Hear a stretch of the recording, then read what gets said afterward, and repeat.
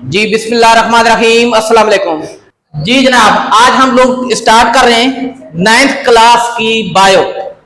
ठीक है जी। तो बेटा पहला चैप्टर है द साइंस ऑफ बायोलॉजी। इसमें आप लोगों ने बायोलॉजी का इंट्रोडक्शन, उसकी ब्रांचेस वगैरह और बायोलॉजिकल मेथड को स्टडी करना है। तो जनाब सबसे पहले हम लोग पढ़ते हैं कि बायोलॉजी की डिफिनीशन क्या है।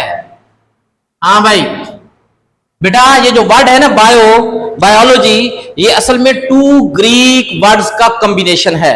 2 ग्रीक वर्ड्स।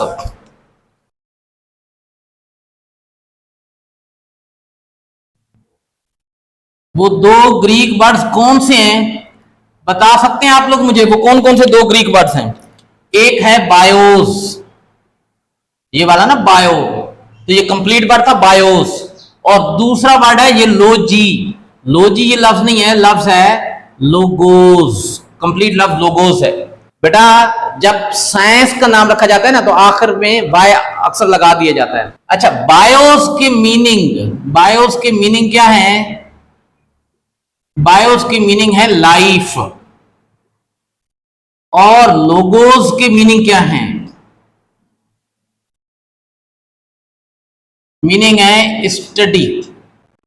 तो बच्चों आप जरा देखें, बायोलॉजी को आप लोग कैसे डिफाइन करेंगे? Study of life. अब मुझे बताएं, लाइफ कौन सी चीज के अंदर होती है? जिन चीजों में लाइफ होती है उन्हें क्या कहते हैं? शाबाश, जल्दी जल्दी बताएं। उन्हें कहते हैं लिविंग ऑर्गेनिजम्स। जैसे ये जो मोबाइल फोन है जिस पर आप लोग ये वीडियो देख रहे हैं, या आप लोगों के पास जो लैपटॉप है, वो लिविंग ऑर्गेनिज्म है ना। और मैं और आप लोग तो नॉन लिविंग है ना। शाबाश, जल्दी जल्दी बताएं। जी जनाब, हमारे अंदर लाइफ पाई जाती है तो हम लोग लिविंग हैं। लैपटॉप और मोबाइल वगैरह क्या है? नॉन लिविंग है। तो जरा देखें बेटा, हम लोग इसको डिफाइन करते हैं। इसकी डिफिनीशन बायोलॉजी की क्या है? Study of life is called biology, या फिर हम लोग कहते हैं स्टडी ऑफ लिविंग ऑर्गेनिजम्स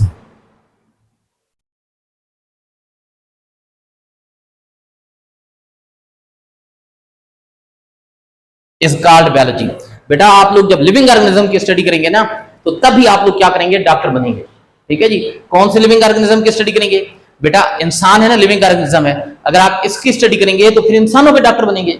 अगर आप लोग बेटा जानवर जो लिविंग ऑर्गेनिज्म है, बाकी जो जानवर हैं उनकी स्टडी करेंगे तो फिर इंशाल्लाह आप लोग क्या करेंगे? जानवरों के डॉक्टर बनेंगे। लेकिन इंशाल्लाह आप लोग मेहनत करेंगे और आप इंसानों के डॉक्टर बनेंगे। ठीक है जी, इंशाल्लाह। और एक दिन मैं किसी हॉस्पिटल में जाऊंगा तो आगे से आप लोगों से मुलाकात हो जाएगी। हाँ, तो आप लोगों ने यही कहना है कि भाई अब जो बुढ़ा मर रहा है तो उसको मरने दो, हमारे आप किसी काम का नहीं है। वेरी गुड, शाबाश। अच्छा, अब बच्चों जरा देखें इसके बाद। हाँ भाई, बायोलॉजी की डिफिनीशन के बाद ना आपके कोर्स में है कुरानिक वर्सेस, कुरानी आयात। ठीक है जी, जो लिविंग ऑर्गेनिज्म की क्रिएशन या उनके स्ट्रक्चर को थोड़ा सा एक्सप्लेन करती हैं। बेटा इंसान आज जो कुछ बायो की मदद से जानदारों के बारे में जान रहा है ना, अल्लाह पाक ने अपने कुरान पाक में आज से 1400 साल पहले ये चीजें बयान कर दी। बेटा आप कुरानिक वर्सेस में यहां पर नहीं पढ़ाऊंगा, वो आप लोगों ने खुद प्रिपेयर करनी है।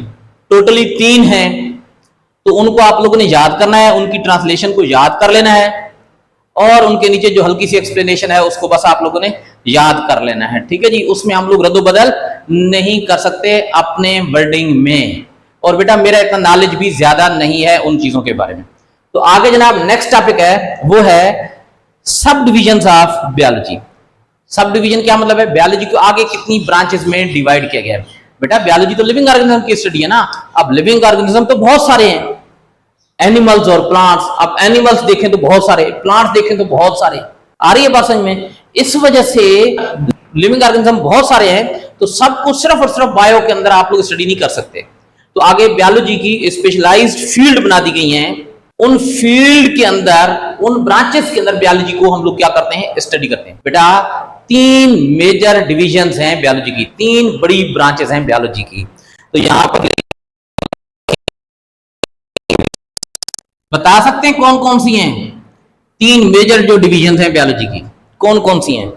नंबर 1 है, एक है ज़ूलॉजी, दूसरी कौन सी है? बॉटनी, और तीसरी कौन सी है? माइक्रोबायोलॉजी। बेटा ज़ूलॉजी, जू का क्या मतलब होता है? कभी जू गए हैं आप लोग? देखा है जू होता क्या है? और जू में जानवर आते हैं ना इंसानों को देखने के लिए, क्या होता है जू में? शाबाश जी, इंसान आते हैं जानवरों को देखने के लिए। तो जरा देखिए, जू का मतलब होता है एनिमल्स, जानवर। और आपको पता है इंसान भी एक जानवर है बायो के लिहाज से। तो बेटा मैं भी और आप लोग भी जानवर हैं। तो आज से मैं कह सकता हूं कि मैं आप लोगों को यानी जानवरों को पढ़ाता हूं। ठीक है, शाबाश, वेरी गुड। तो बच्चों जू का मतलब एनिमल है और लोगोस का मतलब स्टडी, स्टडी ऑफ एनिमल्स। देखे ना, लिविंग ऑर्गेनिजम्स के अंदर दो चीजें आ जाती हैं, बल्कि तीन कैटेगरीज आ जाती हैं, एनिमल्स, प्लांट्स और माइक्रो ऑर्गेनिजम्स। तो बेटा एनिमल की जो स्टडी है वो क्या कहलाती है? Study of animals. क्या कहलाती है बेटा? जूलॉजी कहलाती है। अब मुझे बताएं, अगर आप मेरी स्टडी करते हैं, मुझे चीर फाड़ कर रख देते हैं और कहते हैं जी सर के अंदर तो जनाब गुर्दे ही नहीं है, हाँ, तो मुझे बताएं ये जो मेरी स्टडी आप लोग करेंगे ये किस में आएगी? जूलॉजी में आएगी, बॉटनी में आएगी, माइक्रोबायोलॉजी में आएगी? जी जूलॉजी में आएगी। अच्छा, अब मुझे ये बताएं कि आम के पौधे की आप लोग स्टडी करते हैं तो वो भी क्या जूलॉजी में आएगी? जी वो एनिमल नहीं है, लिहाजा वो जूलॉजी में नहीं आएगा। और बेटा अगर आप लोग चिमटी होती है, चिमटी, चिमटी देखिए, आंट, ANT, आंट, उसकी अगर आप लोग स्टडी करेंगे तो वो किस में आएगी? शाबाश, जल्दी जल्दी बताएं। जी जनाब, वो माइक्रोबायोलॉजी में नहीं आता। चिमटी आपको माइक्रोस्कोप के बगैर भी नजर आती है, तो वो बेटा चिमटी एक एनिमल है, तो उसकी स्टडी जूलॉजी कहलाती है। बेटा अमेबा है, पैरामीशियम है, कैलेमेडोमोनास है, इंतहाई छोटे छोटे माइक्रो ऑर्गेनिज्म है जो आंख से नजर नहीं आते, उनकी स्टडी माइक्रोबायोलॉजी कहलाती है। तो जरा देखें, जो चिमटी है उसकी स्टडी क्या कहलाती है? जूलॉजी कहलाती है। अच्छा, सेकंड जो ब्रांच है बायोलॉजी की, major division, that is botany. Botany, botany जरा देखें, मैंने एक दफा बच्चों से पूछा कि भाई ये, और बोलते हैं पंजाबी में पौधे को। मैंने कहा भाई ये इसका मतलब ये है कि बाकी सारी साइंस जो है वो ग्रीक लैंग्वेज में है या इंग्लिश में है और ये जो है वो पंजाबी में आ गया। बेटा ऐसा नहीं है। बॉटनी वर्क ऑफ स्टडी किस चीज की है? Study of plants.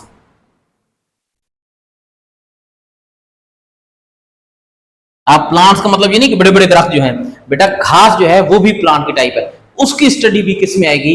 बॉटनी के अंदर आएगी। आ रही है बात समझ में? जड़ी बूटियां हैं, जो है वुडी ट्रीज हैं, बड़े बड़े दरख्त हैं, जितने भी हैं उन सब की, जो उनके किसी पार्ट की जो स्टडी, वो क्या कहलाएगी? बॉटनी कहलाएगी। और तीसरे जो है वो है बेटा कौन सी चीज? माइक्रोबायोलॉजी।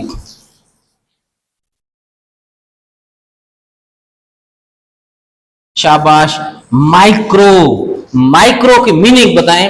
फिजिक्स में आप लोगों ने माइक्रो पढ़ा था। माइक्रो की मीनिंग होती है 10⁻⁻⁶ माइक्रोमीटर। 10⁻⁻⁶ मीटर, इतना छोटा साइज है, इतना छोटा साइज है कि वो आपको आंख से नजर नहीं आता। तो जो एनिमल माइक्रो साइज के होते हैं ना, बहुत छोटे होते हैं, जो आंख से नजर नहीं आते, फिर उनको किससे देखते हैं? नाक से ना। आंख से नजर नहीं आते तो फिर नाक से देखेंगे ना। और नहीं भाई, उनके लिए खास किस्म का इंस्ट्रूमेंट इस्तेमाल होता है, and that instrument is known as microscope. तो बेटा जो माइक्रो ऑर्गेनिज्म होते हैं जो सिर्फ माइक्रोस्कोप से नजर आते हैं, उनकी स्टडी क्या कहलाती है? माइक्रोबायोलॉजी कहलाती है। जैसे पैरासाइट्स होते हैं, जरासीम होते हैं, उनकी स्टडी क्या कहलाएगी? माइक्रोबायोलॉजी कहलाएगी। वायरस की स्टडी माइक्रोबायोलॉजी, बैक्टीरिया की स्टडी माइक्रोबायोलॉजी। और भी बहुत सारे लिविंग ऑर्गेनिज्म हैं जो इंतहाई छोटे होते हैं, जो हमें नजर नहीं आते। देखें, प्लाज्मोडियम है, हमारे खून में चला जाए ना तो हमें मलेरिया हो जाता है, तो उस प्लाज्मोडियम की स्टडी क्या कहलाएगी? माइक्रोबायोलॉजी कहलाती है। Study of micro organisms.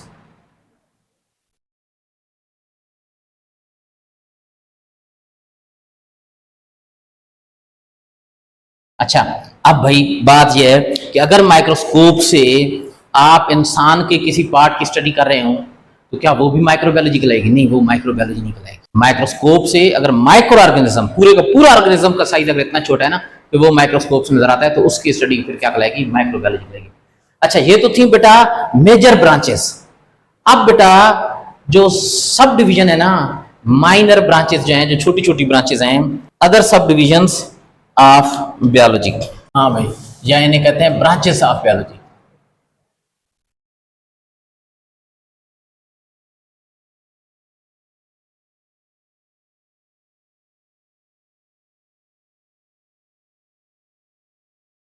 या इन्हें क्या कहते हैं बेटा, या ये कहलाती हैं ब्रांचेस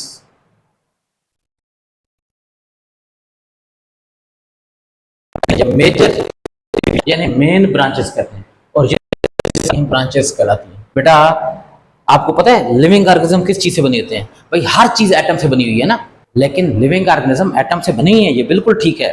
लेकिन एटम क्या करते हैं? एटम कुछ स्ट्रक्चर बनाते हैं और वो स्ट्रक्चर मिलकर सेल बना देते हैं। तो हम कहते हैं कि लिविंग ऑर्गेनिज्म सेल से बने हुए हैं, सेल से बने हुए हैं। ठीक है जी। तो बेटा सेल की जो स्टडी है ना, सेल के जितने भी कंपोनेंट हैं, जैसे सेल वॉल है, सेल मेम्ब्रेन है, अंदर साइटोप्लाज्म है, माइटोकॉन्ड्रिया है, न्यूक्लियस है, इन सब चीज़ों की जो स्टडी है, और सेल के अंदर जितने भी कंपोनेंट हैं, जितने भी पार्ट्स हैं सेल के, जिन्हें सेलुलर ऑर्गेनल्स बोलते हैं, सेल के पार्ट्स को क्या कहा जाता है? Cellular organelles. तो बेटा वो जो सेलुलर ऑर्गेनल्स होते हैं ना, उनके स्ट्रक्चर, उनके फंक्शन की स्टडी क्या कहलाती है?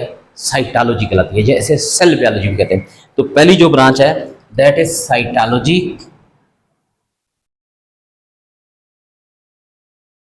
या इसे क्या कहते हैं बेटा? Cell biology, study of cell, study of cell is called, क्या कहलाती है बेटा? Is called cytology. अब नीचे अगर थोड़ा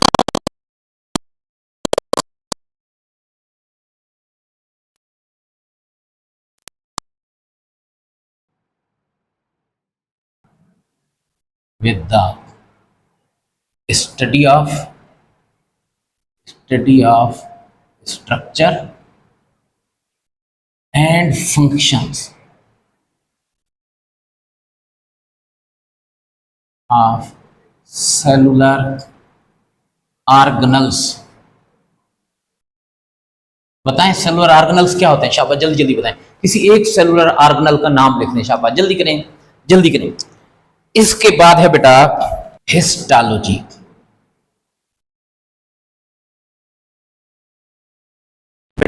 वर्ड जब आएगा ना साइटो का मीनिंग सेल होते हैं, साइटोप्लाज्म यानी सेल का प्लाज्म। अब बच्चों हिस्टोलॉजी, हिस्टोज वर्ड है, हिस्टोज। ठीक है जी, मैं यहां पर लिख देता हूं साइटो के मीनिंग क्या होते हैं? साइटो के मीनिंग होते हैं सेल। और हिस्टोज बता सकते हैं हिस्टोज की मीनिंग क्या होती है? हिस्टोज की मीनिंग होते हैं टिश्यू। टिश्यू समझते हैं ना बेटा? लिविंग ऑर्गेनिज्म जो होते हैं ना, एक तो होते हैं ना यूनिसेलुलर ऑर्गेनिज्म, वो ऑर्गेनिज्म जो सिर्फ एक सेल से बना, ठीक है, और दूसरे होते हैं कॉलोनियल ऑर्गेनिज्म। कॉलोनियल क्या होते हैं? उनमें एक से ज्यादा सेल पाए जाते हैं, लेकिन हर सेल अपना काम अलग अलग कर रहा होता है। यानी एक सेल है वो अपनी खुराक भी खुद हासिल कर रहा होगा, उसे डाइजेस्ट भी कर रहा होगा, सांस भी खुद ही ले रहा होगा, सारे के सारे काम खुद ही कर रहा होगा। हर सेल अपने काम अलग अलग कर रहा होता है, उनमें टिश्यूज नहीं होती। लेकिन बेटा जो बड़े ऑर्गेनिजम्स होते हैं ना, उनमें एक जैसे सेल, एक जैसे सेल क्या क्या मतलब होता है? वो सेल जिनकी बेटा शेप और जिनका फंक्शन सेम होता है, वो मिलकर ना एक ग्रुप बना लेते हैं। उस ग्रुप को, सेल के उस ग्रुप को बोलते हैं टिश्यू। अगर कोई पूछ ले कि टिश्यू क्या होता है, तो आप लोगों का जवाब होना चाहिए ग्रुप ऑफ सेल्स। कौन से सेल्स का ग्रुप? That are similar in structure and function. वो सेल जिनका स्ट्रक्चर सेम होता है, जिनका फंक्शन सेम होता है, वो मिलकर जो ग्रुप बनाते हैं, उस ग्रुप को क्या बोलते हैं? टिश्यूज। और टिश्यूज को ग्रीक लैंग्वेज में क्या बोलते हैं? हिस्टोज। तो बताएं हिस्टोलॉजी किस चीज की स्टडी होती है? टिश्यू की स्टडी। लेकिन बेटा टिश्यू को आप लोग ऐसे स्टडी नहीं कर सकते, माइक्रोस्कोप की मदद से जो टिश्यू की स्टडी होगी ना, उसे क्या कहते हैं? हिस्टोलॉजी। जैसे बेटा देखिए ना, हमारी बॉडी में बहुत सारे टिश्यूज हैं। ये जो हमारा अंदर का मुंह है ना, और ये पूरे को पूरे जो डाइजेस्टिव सिस्टम है, अंदर एक बारीक सी ना झिल्ली सी बनी हुई है, जिसे कहते हैं एपिथेलियम। एपिथेलियम जो है वो एक टिश्यू है, ठीक है। और भी बहुत सारी टिश्यूज हैं हमारी बॉडी के अंदर। तो जनाब हम लोग लिखेंगे microscopic study of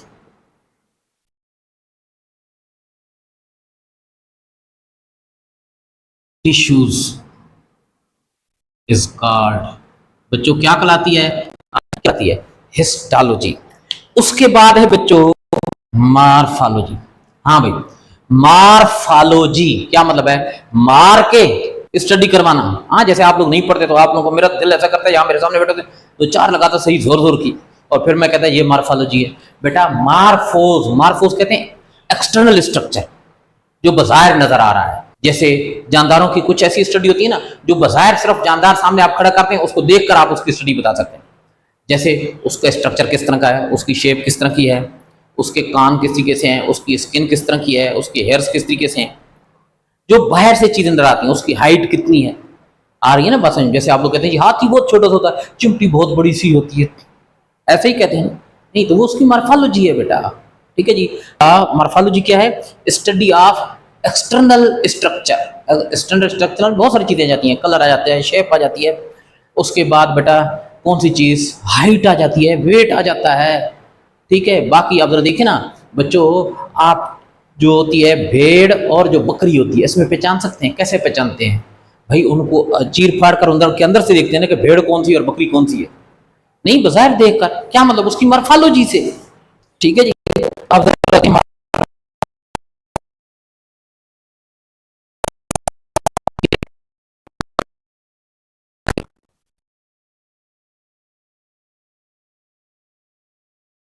external structure में कौन सी चीजें आ जाती हैं, जरा देखें। शेप, साइज, कौन सी चीज आ जाती है, और कलर। ठीक है। और बहुत सारी चीजें आ जाती हैं ऑफ लिविंग ऑर्गेनिजम्स।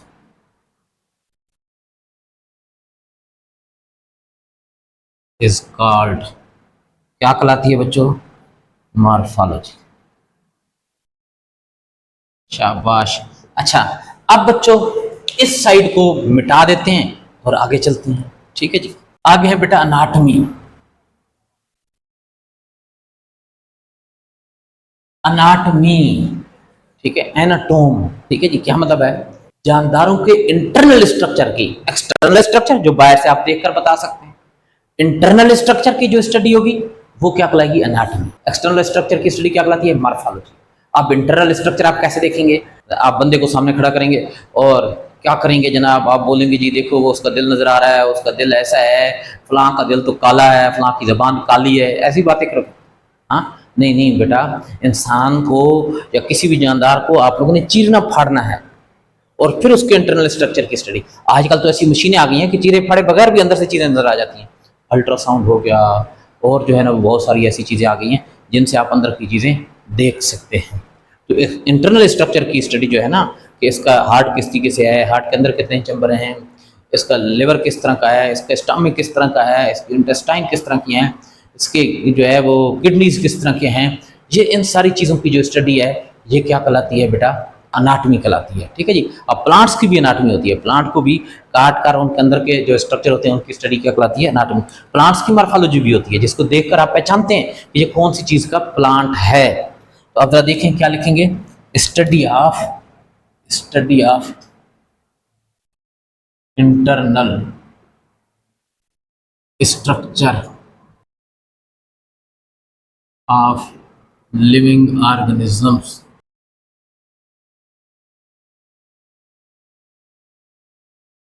अगर आप के बाद क्या लिखना है तो बेटा ये मैं लिख दिया करूंगा और ये बाकी फिर आप लोग खुद लिख लिया करेंगे। क्या ख्याल है? अच्छा बच्चों, हाँ अच्छा, इसके बाद है जी आगे जरा देखें। आगे जो है वो है कौन सी चीज? इकोलॉजी। अच्छा, इकोलॉजी को ना एनवायरमेंटल बायोलॉजी भी कहते हैं।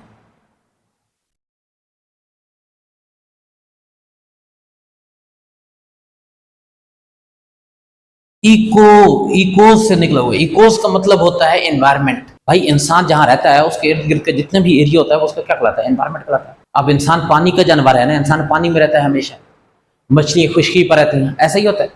नहीं, इसका अपोजिट होता है। इंसान खुशकी पर रहता है, ये उसका एनवायरमेंट है। और बेटा मछली कहाँ रहती हैं? पानी में रहती हैं, वो उसका एनवायरमेंट है। आपको पता है कि एनवायरमेंट का इंसान के साथ एक बड़ा गहरा ताल्लुक होता है, interaction of living organisms with their environment. ठीक है।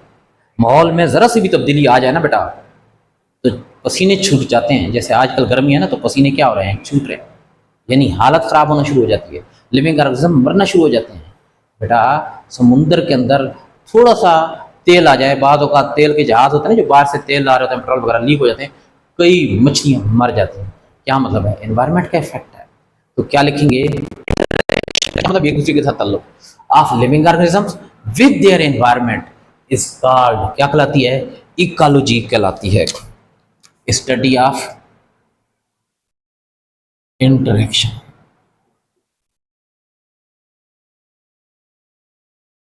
Of living organisms with their environment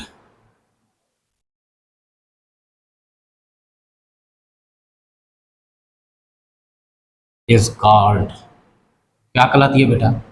ecology कहलाती है। उसके बाद है बेटा एक है पैलेंटोलॉजी।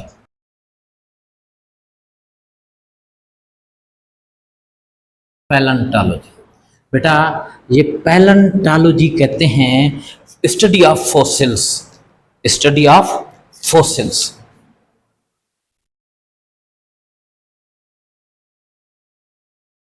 अब पता है फॉसिल्स क्या होते हैं? फॉसिल्स होते हैं रिमेन्स ऑफ या रिमेनिंग्स ऑफ एंशिएंट ऑर्गेनिजम्स। बेटा ऐसे जानदार जो पहले किसी दौर में तो पाए जाते थे लेकिन आज के दौर में वो मौजूद नहीं है, जैसे डायनासोर्स हैं या और भी ऐसे बहुत सारे जानदार थे, ऐसी बहुत सारी फिशेज हैं और भी बहुत सारे लिविंग ऑर्गेनिजम्स हैं, ऐसे प्लांट्स हैं जो पहले किसी दौर में पाए जाते थे लेकिन आजकल वो खत्म हो गए हैं। खत्म होने का मतलब ये नहीं कि यानी वो पौधा खत्म हो गया या वो जानवर खत्म हो गया, उस तरह के और पौधे उस स्पीशीज के उस किस्म के और जानदार मौजूद है, नहीं, उस तरह का कोई जानदार है ही नहीं। लेकिन बेटा कोई ऐसी चीज मिल जाती है जो उन लिविंग ऑर्गेनिज्म के बारे में कुछ ना कुछ इंफॉर्मेशन देती है, तो उस चीज को बोलते हैं फॉसिल्स।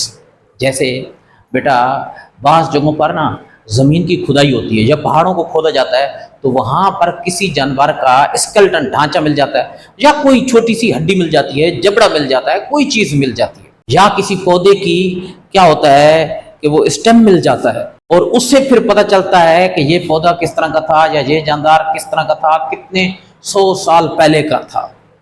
तो बेटा वो जो हड्डी मिली है या वो जॉ मिला है, वो जो स्केलेटन मिला है या जो वो उस प्लांट का जो स्टेम मिला है वो क्या कहलाएगा? फॉसिल कहलाएगा।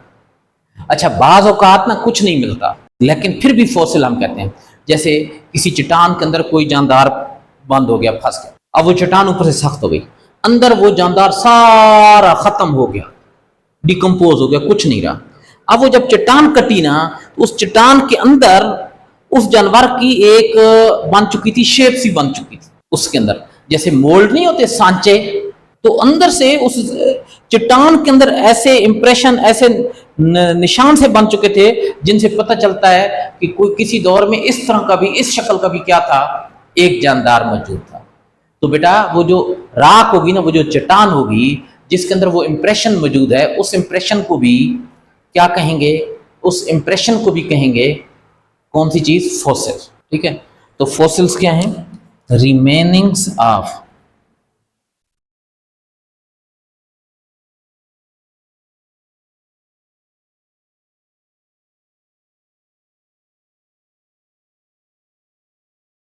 ऑर्गेनिजम्स। अब बेटा ये दो किस्म की होती है, पहली ज़ूलॉजी भी होती है और पहली बॉटनी भी होती है। पहली ज़ूलॉजी क्या मतलब है? जानवरों की अगर कोई चीज़, पुराने जानवरों की कोई चीज़ मिलती है ना, जैसे डायनासोर्स वगैरह की कोई चीज़ मिल गई, तो बेटा उसे क्या कहेंगे? पहली ज़ूलॉजी। अब बच्चों इसके बाद जरा देखें आगे, बेटा टेक्सास, लफ्ज़ है टेक्सास। टेक्सास कहते हैं बेटा ये क्लासिफिकेशन के जो स्टेप्स होते हैं ना उनको टेक्सास बोलते हैं। जैसे हम लोग कहते हैं ना भाई लिविंग ऑर्गेनिज्म की कौन सी चीज होती है? एक किंगडम होता है, फिर फाइलम होता है, इसी तरीके से क्लास होती है, फैमिली होती है, जीनस होती है, स्पीशी होती है, ये सारे क्या है? टेक्सास है। तो टेक्सानोमी में हम लोग क्या करते हैं, और आगे नोमी है, नोमेनक्लेचर। हम दो काम करते हैं, एक तो लिविंग ऑर्गेनिज्म की क्लासिफिकेशन करते हैं, उनके ग्रुप बनाते हैं लिविंग ऑर्गेनिज्म के। क्लासिफिकेशन से ना स्टडी आसान हो जाती है, और उसके बाद बेटा लिविंग ऑर्गेनिज्म को साइंटिफिक नेम देते हैं, बायोलॉजिकल नेम। जैसे इंसान का बायोलॉजिकल नेम आता है आप लोगों को, होमोसेपियंस। क्या नाम है? होमोसेपियंस, ये इंसान का बायोलॉजिकल नेम है। और ये जिस ब्रांच की मदद से हम लोगों ने दिया है नाम, उस ब्रांच को क्या कहते हैं? टैक्सोनॉमी। ठीक है, तो टैक्सोनॉमी में हम लोग दो काम करते हैं। It is the study of कौन सी दो चीजों की बेटा? नंबर 1 कौन सी? Classification of living organisms.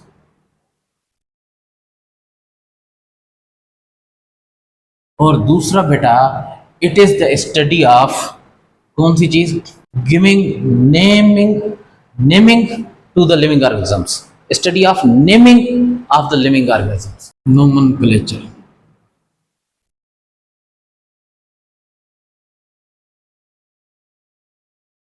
Giving scientific या बायोलॉजिकल नेम करें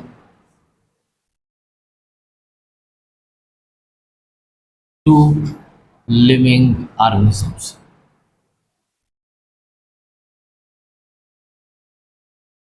बेटा लिविंग ऑर्गेनिज्म की क्लासिफिकेशन करना, जैसे आप जरा देखें ना, हम कहते हैं भाई जितने भी लिविंग ऑर्गेनिजम्स हैं ना उनकी 3 बड़ी किंगडम है। वैसे आजकल 5 किंगडम सिस्टम भी आ गया है। ठीक है, हम कहते हैं प्लांट्स हैं, एनिमल हैं और माइक्रो ऑर्गेनिजम्स। अच्छा, फिर उसके बाद हम लोग कहते हैं कि जनाब ये जो है ना वो एनिमल्स के फिर आगे हम लोगों ने क्या बना दिए हैं कि एनिमल्स 2 किस्म के हैं, वर्टेब्रेट्स और इनवर्टेब्रेट्स, या कॉर्डेट्स और इनवर्टेब्रेट्स। तो ये सारी की सारी क्या है? इसकी क्लासिफिकेशन है। और नोमेनक्लेचर, यानी नोमेनक्लेचर क्या मतलब है? लिविंग ऑर्गेनिज्म को साइंटिफिक नाम देना। क्या कहलाता है बेटा? टैक्सोनॉमी कहलाता है। अच्छा, उसके बाद है बेटा आगे है मॉलिक्यूलर बायोलॉजी।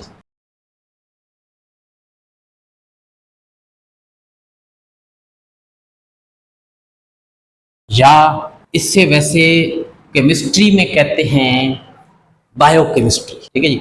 मॉलिक्यूलर बायोलॉजी क्या मतलब है? लिविंग ऑर्गेनिजम्स के अंदर जितने भी मॉलिक्यूल पाए जाते हैं, यानी सेल के अंदर जो मॉलिक्यूल पाए जाते हैं ना, सेल के अंदर कौन कौन से मॉलिक्यूल पाए जाते हैं? वाटर, उसके अलावा बेटा कौन सी चीज़? प्रोटीन, कार्बोहाइड्रेट, लिपिड्स, विटामिन्स, ये सारे के सारे क्या कहलाते हैं? ये कहलाते हैं बायोमॉलिक्यूल्स। और इन बायोमॉलिक्यूल की स्टडी कि ये कैसे बनते हैं लिविंग ऑर्गेनिज्म की बॉडी में, इनका क्या क्या काम है, और बेटा ये मॉलिक्यूल्स क्या करते हैं? बॉडी के अंदर रिएक्ट कर रहे होते हैं, बहुत सारे रिएक्शन हो रहे होते हैं हमारी बॉडी के अंदर, एक वक्त में हजारों की तादाद में, बल्कि लाखों की तादाद में रिएक्शन हो रहा है। तो उन रिएक्शन की स्टडी भी क्या कहलाती है? मॉलिक्यूलर बायोलॉजी कहलाती है। स्टडी ऑफ स्ट्रक्चर,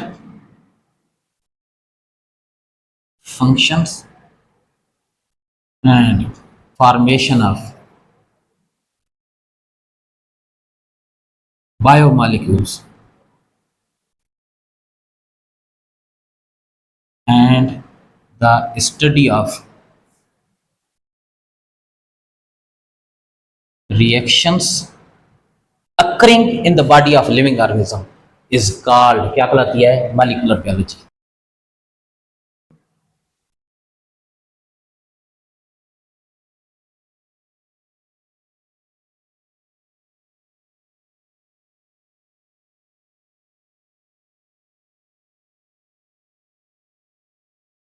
या बेटा हम लोग लिविंग ऑर्गेनिज्म की जगह पर ना सेल भी लिख सकते हैं कि सेल के अंदर जो रिएक्शन हो रहे होते हैं, लिविंग ऑर्गेनिज्म की बॉडी में जो हो रहे होते हैं, वो असल में कहाँ पर होते हैं? सेल के अंदर हो रहे होते हैं।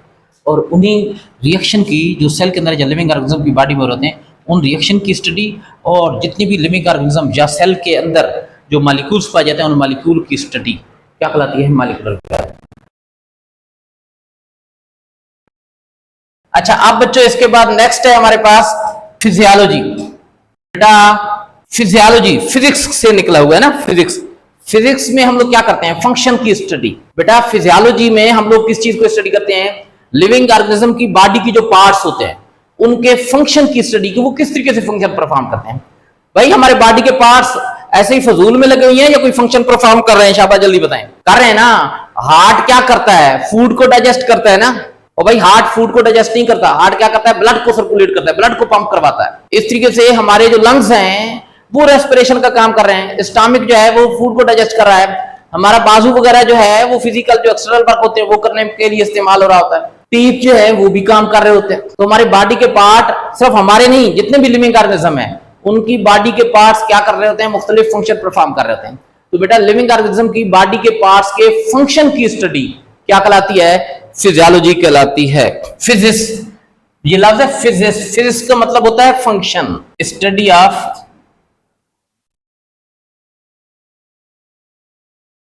Functions of different parts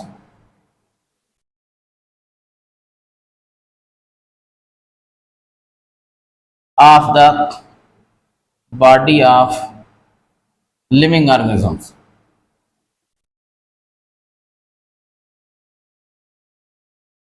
is called, क्या कहलाती है बच्चों? फिजियोलॉजी कहलाती है। उसके बाद है बेटा एम्ब्रियोलॉजी।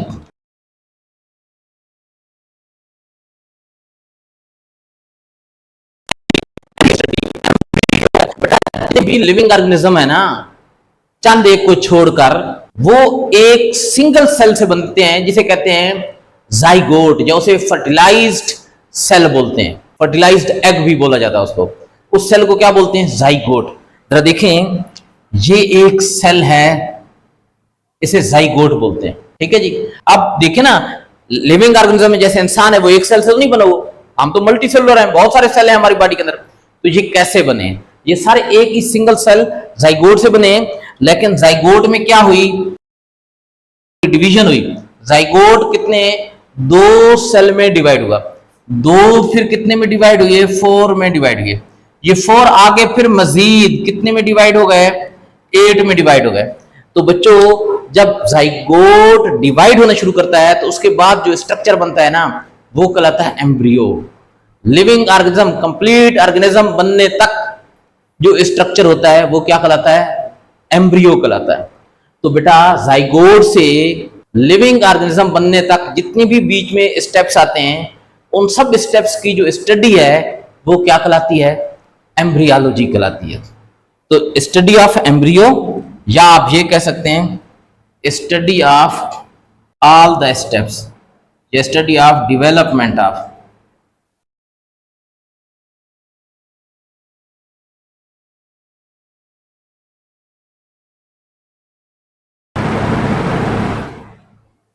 फ्रॉम जाइगोट,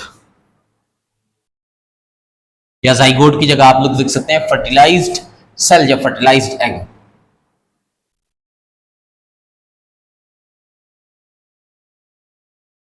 एम्ब्रियोलॉजी कहलाती है, इज कॉल्ड एम्ब्रियोलॉजी। अब बच्चों मैरीन बायोलॉजी, पैथोलॉजी, इम्यूनोलॉजी और फार्माकोलॉजी। तो पहले कौन सा है? Marine biology.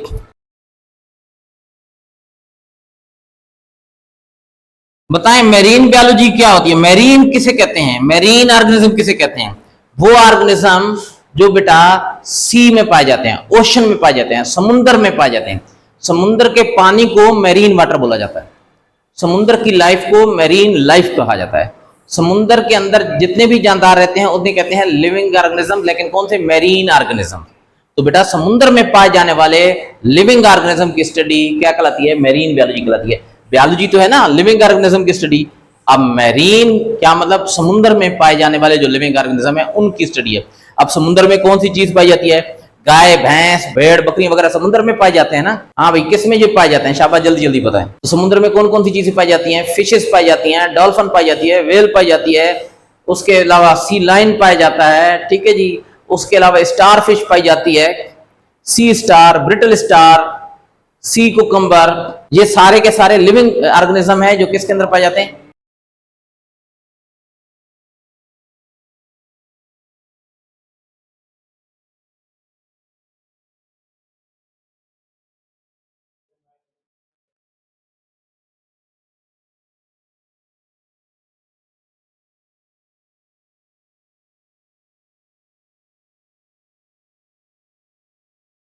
Study of living organisms that are present in sea and ocean is called, क्या कहलाती है बेटा? Marine biology. मैरीन बायोलॉजी कहलाती है। अच्छा, इसके बाद है बेटा इम्यूनोलॉजी। इम्यून सिस्टम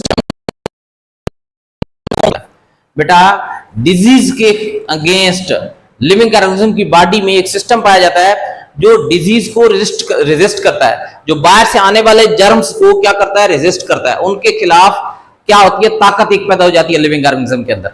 तो बेटा उस सिस्टम को जो एक्सटर्नल माइक्रो ऑर्गेनिजम्स की बॉडी में जो मुदाखलत है उसको रेजिस्ट करता है, उस सिस्टम को बोलते हैं immune system.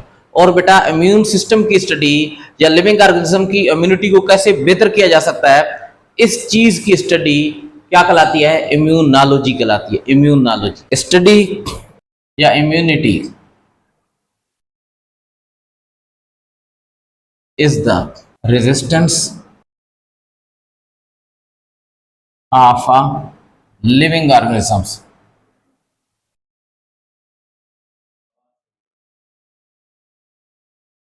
against disease, and the study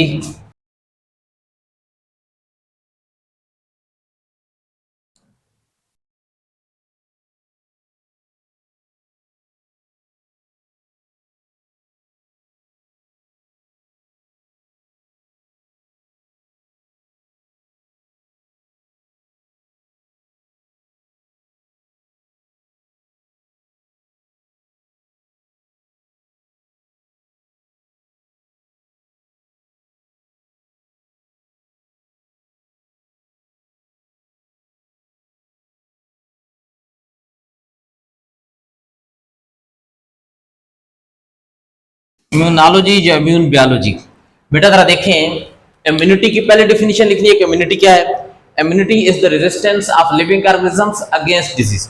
living organism की बीमारियों के खिलाफ जो रेजिस्टेंस है वो क्या कहलाती है बेटा? इम्यूनिटी कहलाती है। अब जरा देखें the study of immune system. अब बेटा वो सिस्टम जो बीमारियों के खिलाफ रेजिस्ट करता है, बीमारियों को रोकने की कोशिश करता है, उसकी स्टडी और कैसे लिविंग ऑर्गेनिज्म की इम्यूनिटी को इंक्रीज किया जाता है, इन चीजों की जो स्टडी है वो क्या कहलाती है? इम्यूनोलॉजी कहलाती है। अच्छा देखें ना कैसे आपको पता है इम्यूनिटी की जाती है। बेटा देखें एक तो वैक्सीनेशन से, वैक्सीन लगा देना इंसान को तो इम्यूनिटी क्या हो जाती है? बढ़ जाती है। और दूसरा बेटा एक और तरीका भी है कि खुराक अच्छी करके, ठीक है, जैसे विटामिन सी वगैरह अगर इंसान ज्यादा ले ले तो क्या होता है? उसकी इम्यून पावर बढ़ जाती है, इम्यूनिटी बढ़ जाती है। बेटा इसके बाद है फार्माकोलॉजी।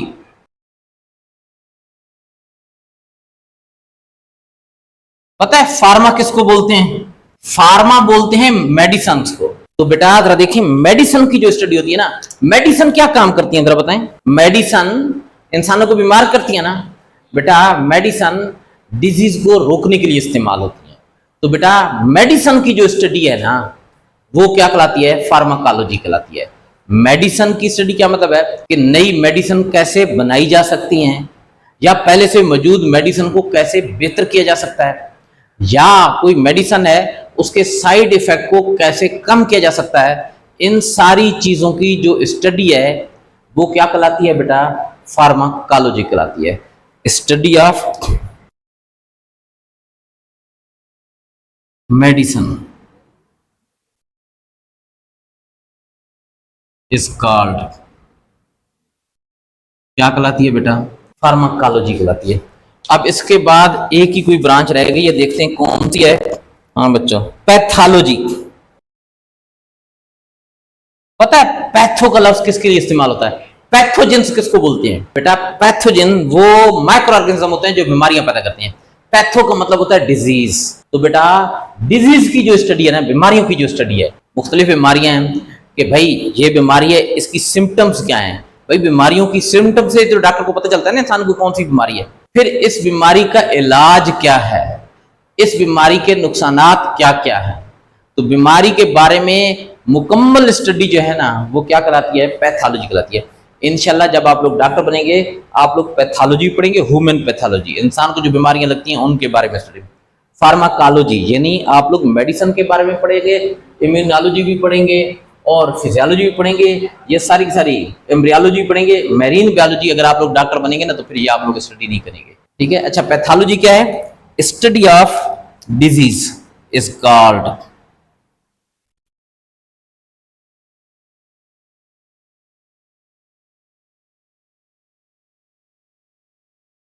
क्या कहलाती है बेटा?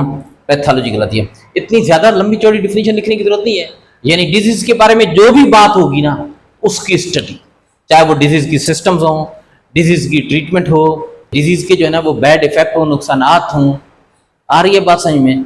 ये सारे के सारा डिजीज का काज हो, यानी ये कैसे पैदा कैसे हुई है, ठीक है। अब बच्चों ये इन सब चीज़ों की स्टडी क्या कहलाती है? पैथोलॉजी कहलाती है।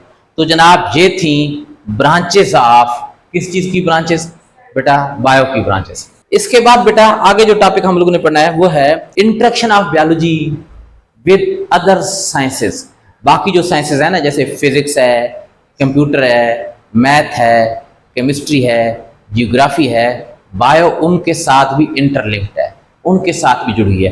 बेटा वैसे कोई भी सब्जेक्ट अकेले काम नहीं करता, सारे सब्जेक्ट एक दूसरे के साथ किसी न किसी लेवल पर क्या हो रहे होते हैं? जुड़ रहे हो। तो बच्चों अब हम लोगों ने पढ़ना है correlation of biology with other sciences या interaction of biology with other sciences. हाँ भाई, अदर साइंसेज में बायोलॉजी के अलावा दूसरी और कौन सी साइंस है? केमिस्ट्री। तो बेटा बायो और केमिस्ट्री जब मिल जाती हैं तो क्या कहलाती है? बायोकेमिस्ट्री। तो पहले जो चीज हम लोगों ने पढ़नी है वो कौन सी है? बायोकेमिस्ट्री। पढ़िए आप लोगों ने बायोकेमिस्ट्री कभी? केमिस्ट्री में क्या चीज स्टडी करते हैं? मॉलिक्यूल्स को। और किस चीज को स्टडी करते हैं? रिएक्शंस को। तो बेटा बायो क्या मतलब? Living organism. लिविंग ऑर्गेनिज्म क्या मतलब? सेल। तो बेटा लिविंग ऑर्गेनिज्म की बॉडी, या आप लोग कह सकते हैं सेल के अंदर जितने भी मॉलिक्यूल्स पाए जाते हैं उन मॉलिक्यूल को बोलते हैं बायोमॉलिक्यूल्स। और बायोमॉलिक्यूल की स्टडी और बेटा लिविंग ऑर्गेनिज्म की बॉडी या सेल के अंदर जितने भी केमिकल रिएक्शन हो रहे हैं, बेटा हमारी बॉडी है ना, जो हमारे सेल है उनके अंदर एक वक्त में हजारों की तादाद में रिएक्शन हो रहा है। तो बेटा जो लिविंग ऑर्गेनिज्म की बॉडी में रिएक्शन हो रहे होते हैं ना, उन रिएक्शंस को बोलते हैं मेटाबॉलिज्म। और बेटा उन रिएक्शन की स्टडी और लिविंग ऑर्गेनिज्म की बॉडी में जितने भी मॉलिक्यूल्स पाए जाते हैं उन मॉलिक्यूल्स की स्टडी, यानी उनके स्ट्रक्चर, उनके फंक्शन वगैरह जितने भी हैं उनकी स्टडी क्या कहलाती है? बायोकेमिस्ट्री कहलाती है। बायोकेमिस्ट्री, ठीक है जी। तो क्या लिखेंगे जरा देखें।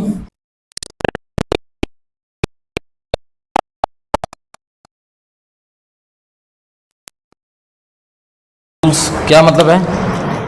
मॉलिक्यूल्स। बायोमॉलिक्यूल्स का मतलब क्या है? That are present in the cell, जो सेल में पाए जाते हैं। या आप ये भी कह सकते हैं जो लिविंग ऑर्गेनिज्म की बॉडी में पाए जाते हैं। देखिए ना, अगर हमारे सेल के अंदर कोई चीज़ है तो हम क्या कहेंगे कि हमारी बॉडी के अंदर कोई चीज़ है, क्योंकि हमारे बॉडी किस चीज़ से बनी हुई है? सेल से ही बनी हुई है। अब जरा देखिए जी, and the study of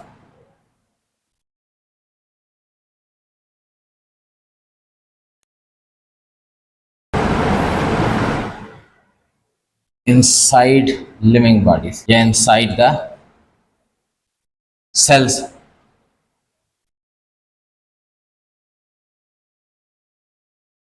is called, बच्चों क्या कहलाती है? बायोकेमिस्ट्री। बेटा इसे बायोकेमिस्ट्री कहते हैं। उसके बाद है और कौन सी, आप लोग केमिस्ट्री और बायोलॉजी के अलावा और कौन कौन से सब्जेक्ट आप लोग पढ़ रहे हैं जिनका ताल्लुक साइंस से? हाँ बेटा फिजिक्स। तो इसे क्या कहेंगे? बायोफिजिक्स। बायो और फिजिक्स मिलकर। अच्छा बच्चों, बायोफिजिक्स क्या है? लिविंग ऑर्गेनिजम्स के अंदर जितने भी फंक्शन परफॉर्म कर रहे हैं या पूरे को पूरा लिविंग ऑर्गेनिज्म जो फंक्शन परफॉर्म कर रहा है, जैसे हम लोग मूव कर रहे होते हैं तो हमारी जो मूवमेंट होती है ना, या हमारे जो मसल्स या हमारे बोन्स की जो मूवमेंट होती है, या हम लोग हाथ वगैरह से जो जो काम कर रहे होते हैं, या हमारी बॉडी के पार्ट जितने भी वो काम कर रहे होते हैं, ये सारे के सारे फिजिक्स के प्रिंसिपल्स और फिजिक्स के रूल्स के मुताबिक हो रहे हो। जैसे अभी मैंने आपको एग्जांपल दिया है कि हम लोग कोई चीज उठाते हैं ना, तो ये कौन सा फिजिक्स का इसमें प्रिंसिपल लग रहा होता है? Lever principle. बेटा फिजिक्स के प्रिंसिपल और लॉज की मदद से बेटा लिविंग ऑर्गेनिज्म के अंदर जितने भी फिनोमेना, जितने भी फंक्शन परफॉर्म हो रहे होते हैं, उनको स्टडी करना, उनको एक्सप्लेन करना क्या कहलाता है? बायोफिजिक्स कहलाता है। तो देखें, living organisms as a whole, living organisms as a whole, पूरे का पूरा, और their parts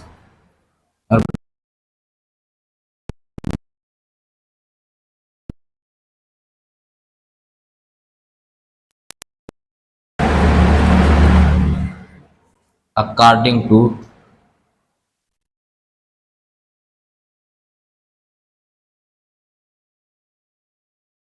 principle of physics। आगे क्या लिखेंगे, एक्सप्लेनेशन या study of biological processes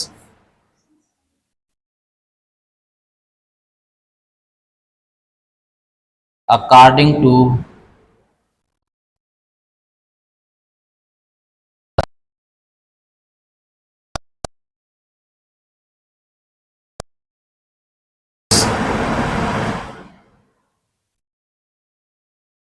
is called, क्या कहलाती है बेटा, बायोफिजिक्स कहलाती है।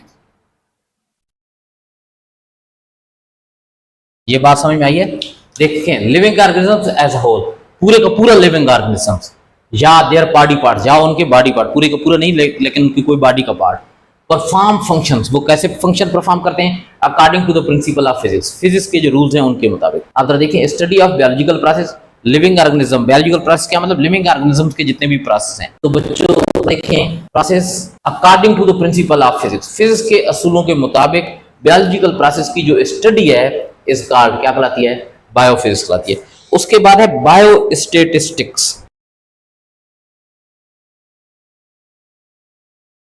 देखें, बायोस्टैटिक लिखा हुआ है या बायोस्टैटिस्टिक्स होना चाहिए, बायोस्टैटिस्टिक्स ही लफ्ज लिखा हुआ है। इसका बेटा एक और नाम भी है, इसको कहते हैं बायोमेट्री। बायोमेट्री, मीट्री का मतलब होता है मेजरमेंट, मेजर करना, पैमाइश करना। और बायोमेट्री वैसे मैथ से भी निकला हुआ है, कैलकुलेशन, ठीक है। और बायो का मतलब लिविंग ऑर्गेनिज्म। अच्छा, स्टैटिस्टिक्स में पता है क्या काम करते हैं, आप लोगों ने भी स्टेट नहीं पढ़ी होगी, लेकिन आप लोगों की मैथ में होगा, कोई एक आध चैप्टर ना स्टेट का होगा, ठीक है जी, शायद नाम अगर उसका स्टेट नहीं होगा, बाद औकात लिखते हैं हैंडलिंग ऑफ डेटा। स्टेट का जो चैप्टर होता है ना, उसके ऊपर क्या लिख देते हैं, हेडिंग क्या डाल देते हैं, हैंडलिंग ऑफ डेटा। बेटा स्टैटिस्टिक्स के अंदर नाम डेटा को हैंडल करते हैं। अब डेटा क्या होता है, जरा देखें, जब भी कोई साइंटिस्ट कोई एक्सपेरिमेंट परफॉर्म करता है, चाहे वो बायो का एक्सपेरिमेंट हो, चाहे वो फिजिक्स का हो, कोई भी एक्सपेरिमेंट परफॉर्म करता है, तो उसके पास ना कुछ इंफॉर्मेशन आती हैं, उन इंफॉर्मेशन को बोला जाता है डेटा। अब बेटा उन इंफॉर्मेशन को आगे हैंडल करना होता है, क्या मतलब है, उन इंफॉर्मेशन को कलेक्ट करना होता है, फिर उनको अरेंज करना होता है तरतीब के साथ, फिर उनको एनालाइज करना होता है, जांचना होता है, अच्छे तरीके से उनको समझना होता है, फिर उनका आगे इफेक्ट देखना होता है कि इनका क्या इफेक्ट है। तो ये सारा प्रोसेस क्या कहलाता है, डेटा एनालिसिस। डेटा एनालिसिस में क्या आ जाती है, कलेक्शन ऑफ डेटा। डेटा क्या मतलब, इंफॉर्मेशन, एक्सपेरिमेंट से जो इन्फॉर्मेशन हासिल हुई है ना, ठीक है जी। जैसे जरा देखिए ना, आप लोग किसी इलाके में जाते हैं और आप लोग कहते हैं जी कि ये जो इलाका है ना, इसमें ये जो शीशम है इसके दरख्त इतने हैं, उसके अलावा बेटा जो कौन सी चीज है, ये कीकर है, उसके दरख्त इतने हैं, बेरी के दरख्त इतने हैं, ठीक है, खजूर के दरख्त इतने हैं। तो ये सारे लिविंग ऑर्गेनिजम्स है ना, तो ये आप लोगों के पास क्या आ रहा है, डेटा आ रहा है। उसके अलावा आप कहते हैं जी इसमें जैतून के दरख्त इतने हैं, उसके अलावा आप लोग कहते हैं जी इसमें गीदड़ इतने हैं, इसमें चीते इतने हैं, इसमें चूहे इतने हैं इस एरिया के अंदर। तो ये जरा देखें, ये आप लोग क्या कर रहे हैं, एक डेटा कलेक्ट कर रहे हैं। अब उस डेटा को आप लोगों ने कलेक्ट करना है, फिर उसके बाद आपने उसको तरतीब से क्या करना है, अरेंज करना है, फिर उसके बाद आप लोगों ने एनालाइज करना है, फिर उसके बाद आगे उसके इफेक्ट देखने हैं कि भाई इस इलाके के अंदर कीकर क्यों ज्यादा है, बाकी क्यों नहीं है ज्यादा, वजह क्या हो सकती है, और इसका दूसरे जानदारों पर क्या असर हो सकता है। तो बेटा ये जितना भी डेटा आप लोगों ने वहां से कलेक्ट किया, उसको एनालाइज किया, तो बेटा वो अगर डेटा है लिविंग ऑर्गेनिज्म के बारे में, बायोलॉजिकल डेटा है, लिविंग ऑर्गेनिज्म क्या मतलब होते हैं, बायो के अंदर आ जाते हैं, तो बायोलॉजिकल अगर डेटा है, तो बायोलॉजिकल डेटा को हैंडल करना, उसको कलेक्ट करना, उसको एनालाइज करना, इन सारी चीजों की स्टडी क्या कहलाती है, बायोस्टैटिस्टिक्स कहलाती है, बायोस्टैटिस्टिक्स कहलाती है। ये मैंने आपको एक सिंपल सा एक्सपेरिमेंट बताया। साइंटिस्ट तो बहुत सारे और एक्सपेरिमेंट कर रहे होते हैं, तो उन सबको वो क्या करते हैं, डेटा कलेक्ट करते हैं। ऐसा तो नहीं होता एक्सपेरिमेंट जनाब दिल बहलाने के लिए करता है, अच्छा चलो जी मजा आएगा ये एक्सपेरिमेंट करते हैं, नहीं, एक्सपेरिमेंट से वो क्या करते हैं, डेटा इन्फॉर्मेशन हासिल करते हैं, तो उस डेटा को फिर आगे इस्तेमाल भी करना होता है, एनालाइज भी करना होता है। तो बेटा डेटा को एनालाइज करना स्टैटिस्टिक्स कहलाता है, और अगर वो डेटा लिविंग ऑर्गेनिजम्स को हो, बायोलॉजिकल डेटा हो, तो फिर वो क्या कहलाएगा, उसकी स्टडी क्या कहलाएगी, बायोस्टैटिस्टिक्स कहलाएगी। तो क्या लिखेंगे, हाँ, collecting, handling and analysing the biological data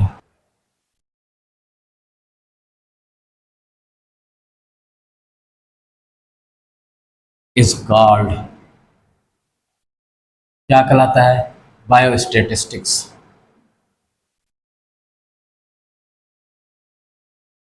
biostatistics कहलाता है। ठीक है, अच्छा अब बच्चों इसके बाद आगे है कौन सी चीज है, बायोजियोग्राफी। बताओ जियोग्राफी में आप लोग क्या पढ़ते हैं? जियोग्राफी तो पूरी जमीन की स्टडी होती है, दुनिया की स्टडी होती है। ठीक है जी, जियोग्राफी में क्या होता है, मुख्तलिफ एरिया में। अब बायो जियोग्राफी में क्या होगा, बायो क्या मतलब लिविंग ऑर्गेनिज्म, पूरी दुनिया में लिविंग ऑर्गेनिज्म की जो डिस्ट्रीब्यूशन है और इसका जो इफेक्ट है। देखिए ना बेटा, कुछ जानवर इस एरिया में पाए जाते हैं लेकिन बाकी एरियाज में नहीं होते। तो देखें ना, डिस्ट्रीब्यूशन ऑफ लिविंग ऑर्गेनिज्म हर जगह की अलग है। जैसे आप देखें ऑस्ट्रेलिया के जंगलों में तो कैंगरू पाया जाता है, क्या यहाँ पर भी कैंगरू होता है? नहीं होता। ठीक है, तो जरा देखें लिविंग ऑर्गेनिजम्स की distributions among the earth, study of the distribution of the living organisms upon the earth is called, क्या कहलाती है, बायोजियोग्राफी कहलाती है।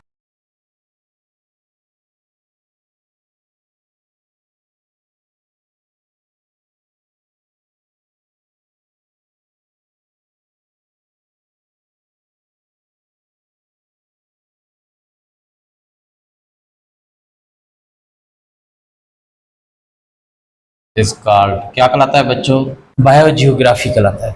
इसके बाद आगे और कौन सी चीज रह गई है, कंप्यूटेशनल बायोलॉजी। बेटा कंप्यूटेशनल बायोलॉजी में हम लोग कौन सी चीज को इस्तेमाल करते हैं, कंप्यूटर को हम लोग इस्तेमाल करते हैं बायोलॉजिकल प्रॉब्लम को सोल्व करने के लिए, बायोलॉजी के प्रोसेस को आसान बनाने के लिए, बायोलॉजी को अच्छे तरीके से समझने के लिए। वैसे तो आप लोग जानते हैं कंप्यूटर आजकल माशाल्लाह हर शोबे के अंदर जो है ना वो दाखिल हो चुका है। तो बायोलॉजिकल प्रोसेस को समझने के लिए भी, बायोलॉजी के डेटा को एनालाइज करने के लिए भी बेटा कुछ कंप्यूटर के प्रोग्राम बना दिए गए हैं। कंप्यूटर का डेटा इस्तेमाल होता है, उन प्रोग्राम को कहते हैं कंप्यूटर सिमुलेशन। तो क्या लिखेंगे, uses of computer in order to solve biological problem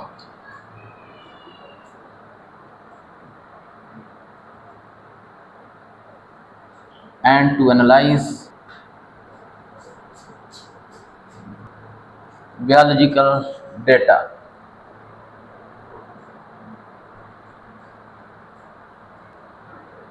is called, क्या कहलाता है बेटा, कंप्यूटेशनल बायोलॉजी कहलाता है।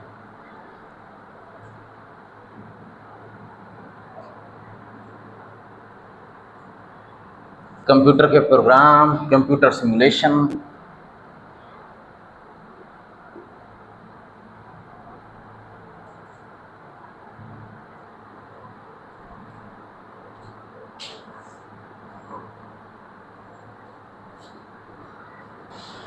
are used to solve biological problems। अच्छा इसके बाद है बेटा बायो इकोनॉमिक्स। इकोनॉमिक्स कहते हैं मुआशियात को, यानी रुपए पैसे की, कारोबार की स्टडी। तो बेटा बायोलॉजी को इकोनॉमिकल पॉइंट ऑफ व्यू के लिहाज से स्टडी करना, यानी बायोलॉजी की मदद से लोगों के मुआशी हालात को बेहतर करना, लोगों के ज़राए आमदन को बेहतर करना, इन चीज़ों की स्टडी क्या कहलाती है, बायो इकोनॉमिक्स कहलाती है। देखें ना, बायोलॉजी को इस्तेमाल करते हुए लोग अपने मुआशी हालात बहुत बेहतर कर रहे हैं। कुछ लोग डॉक्टर बन रहे हैं तो वो बहुत ज़्यादा फीसें ले रहे हैं, उनके मुआशी हालात बेहतर हो रहे हैं। कुछ लोग जो है ना एनिमल्स के डॉक्टर बन रहे हैं, कुछ लोग जो है ना वो बेटा एग्रीकल्चर पर काम कर रहे हैं, कुछ लोग फार्मिंग पर काम कर रहे हैं, फिश फार्मिंग पर काम कर रहे हैं। तो उससे क्या हो रहा है, उनके मुआशी हालात क्या हो रहे हैं, बेहतर हो रहे हैं। Study of biology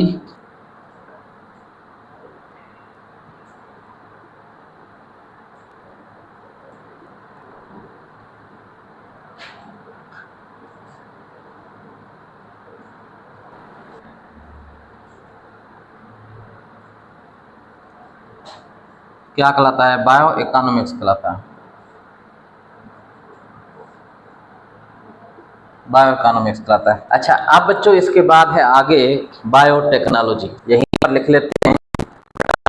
bio technology क्या मतलब, स्टडी ऑफ टेक्निक्स। तो बेटा बायो की कुछ ऐसी टेक्निक्स हैं जो जिनसे लिविंग ऑर्गेनिज्म को फायदा पहुंचता है या लिविंग ऑर्गेनिज्म की जो प्रोडक्शन है उसको बेहतर किया जा सकता है। तो बेटा वो बायोलॉजिकल टेक्निक को इस्तेमाल करते हुए कौन सी चीज, बायो को इंसान के फायदे के लिए इस्तेमाल करना क्या कहलाता है, बायो टेक्नोलॉजी कहलाता है। जैसे आप जरा देखें ना, जेनेटिक इंजीनियरिंग है, जेनेटिक इंजीनियरिंग क्या है, बायोटेक्नोलॉजी की एक टाइप है। उसमें क्या करते हैं बेटा, आजकल नए नए जानदारों की टाइप्स प्रोड्यूस की जा रही हैं, जिनसे ज़्यादा फायदा हो रहा है। नए नए प्लांट्स की टाइप्स पैदा की जा रही हैं। पहले जो प्लांट्स होते थे वो ज़्यादा वक्त लेते थे और उनसे जो प्रोडक्शन, उनसे जो हमें फ्रूट मिलता था, जो चीज़ें मिलती थी, वो कम मिकदार में मिलती थी। पहले बेटा जो लेमन होता था ना, नींबू जिसको बोलते हैं, वो थोड़े से टाइम के लिए पैदा होता था और इंतहाई छोटे छोटे होते थे। आजकल बड़े बड़े नींबू आ रहे हैं और साल के 12 महीने आ रहे हैं। किस वजह से? बायोटेक्नोलॉजी की वजह से। तो ज़रा देखें जनाब, क्या लिखेंगे,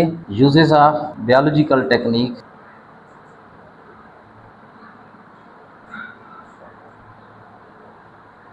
techniques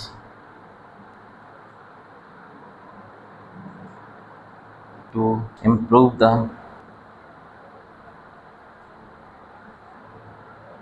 life of human beings is called, क्या कहलाता है बेटा? बायोटेक्नोलॉजी।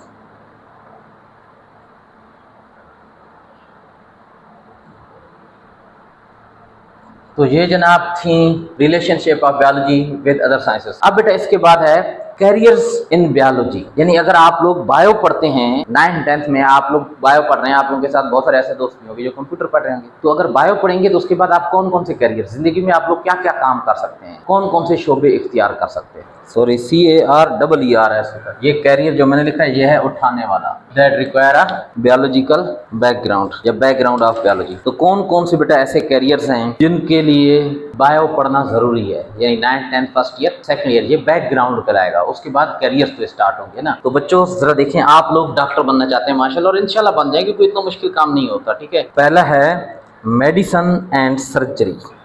हाँ भाई, मेडिसिन एंड सर्जरी। आप लोग डॉक्टर बनेंगे तो कौन सी डिग्री आप लोग हासिल करेंगे? शाबाश, जल्दी जल्दी मुझे बताएं, कौन सी डिग्री आप लोग हासिल करेंगे? कौन सी? MBBS। ठीक है, MBBS। M का मतलब क्या होता है बता सकते हैं? M के मीनिंग क्या होते हैं? M के मीनिंग होते हैं मेडिसिन। B का मतलब होता है बैचलर।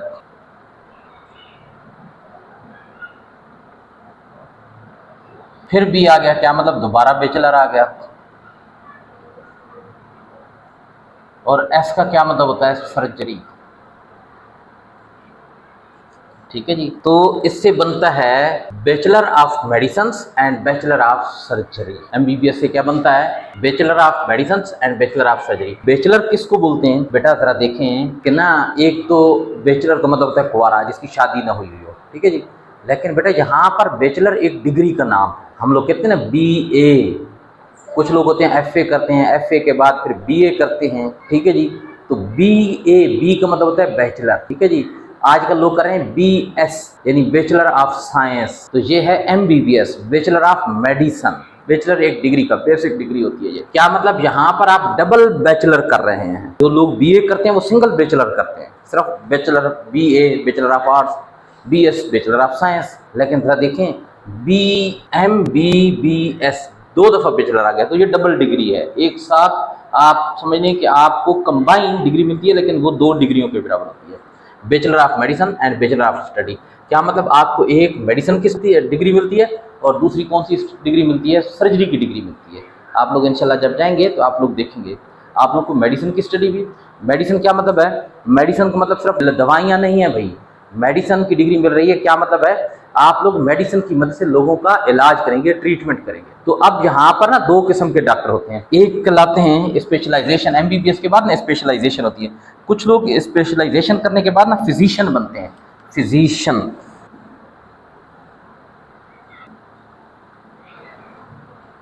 फिजिशियन, फिजिशियन कौन से होते हैं? वो डॉक्टर जो ऑपरेशन के बगैर इलाज करते हैं। ठीक है जी, ट्रीट द डिजीज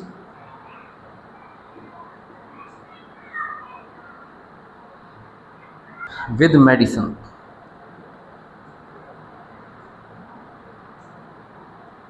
और दूसरे होते हैं सर्जन। सर्जन्स होते हैं। ये सर्जन कौन होते हैं बता सकते हैं बेटा? सर्जन क्या करते हैं जरा देखें। हम लोग कहते हैं ऑपरेशन करते हैं, ऑपरेशन करके वो क्या करते हैं? अगर किसी जिस्म के हिस्से को बीमारी हो तो उस हिस्से को रिमूव करते हैं, या उस हिस्से का कोई छोटा सा पार्ट क्या कर देते हैं? रिमूव कर देते हैं। या कोई दूसरा पार्ट बीच में क्या कर देते हैं, जोड़ देते हैं। ठीक है, तो जरा देखें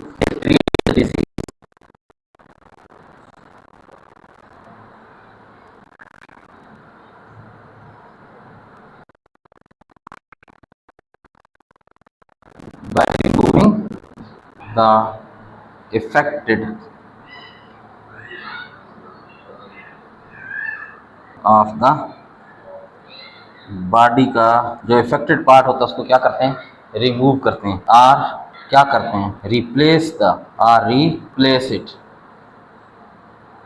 या उसे किसी और से क्या कर देते हैं, चेंज कर देते हैं। जैसे अगर किसी बंदे का किडनी खराब हो जाए तो वो पहले वाला किडनी निकाल कर उस जगह दूसरा लगा देते हैं। क्या मतलब, क्या कर दिया है, रिप्लेस कर। हाँ भाई, उसके बाद है फिशरीज। दूसरा जो कैरियर है वो फिशरीज लिखा हुआ है। फिशरीज क्या होती है, फिश क्या चीज़ होती है, फिश को हम लोग क्या काम करते हैं, एक्वेरियम में रखते हैं ना, खूबसूरत नजर आती है, और भी कोई काम होता है? नहीं भाई, फिशेस जो है ना वो बेस्ट फूड्स हैं, बेहतरीन खानों में शुमार होता है। और बेटा पाकिस्तान की इकोनॉमी में फिशरीज का बहुत बड़ा किरदार है।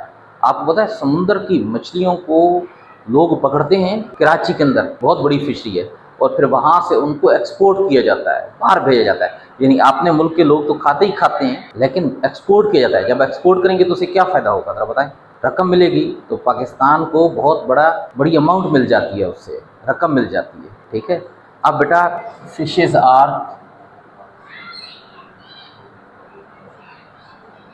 बेस्ट फूड, बहुत बेहतरीन खाना होता है। Fisheries playing important role in किसमें अहम किरदार अदा करते हैं, इकोनॉमी ऑफ पाकिस्तान। ठीक है जी।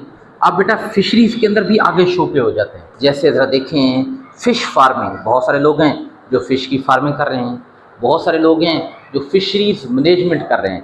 क्या मतलब है, उन्होंने फ़िश के फार्म नहीं बनाई है, लेकिन उन्होंने ऐसा काम कर रहे हैं जैसे लोगों से फ़िश खरीदते हैं और बाहर भेज रहे हैं, मैनेज कर रहे हैं, इस चीज़ को मैनेज कर रहे हैं। ठीक है जी। और बेटा उसके अलावा बेटा फिशरीज पर रिसर्च बहुत ज़्यादा हो रही है। फिशरीज को डिजीज से कैसे बचाया जा सकता है, फिशेज की आगे नई नई टाइप कैसे बनाई जा सकती हैं जो जल्दी ग्रो करें, जिनके अंदर न्यूट्रिएंट यानी खुराक अच्छी मौजूद हो। तो ये सारी चीज़ों पर क्या की जा रही है, रिसर्च की जा रही है। वैसे बहुत सारी यूनिवर्सिटी के अंदर ना बेटा फिशेज के डिपार्ट हैं, मैरीन बायोलॉजी के डिपार्ट हैं, तो वो सारे फिशेज पर क्या कर रहे हैं, रिसर्च कर रहे होते हैं। It include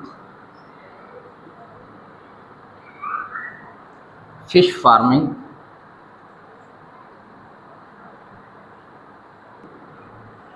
fisheries management,